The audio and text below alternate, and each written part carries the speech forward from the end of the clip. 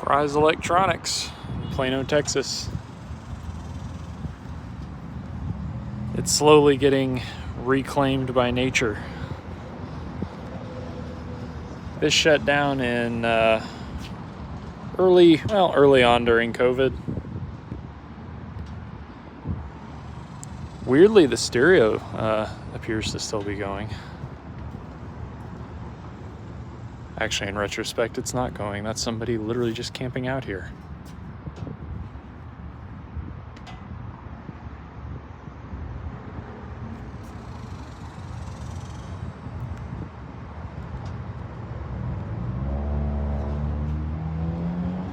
Guess somebody tried to break in at some point.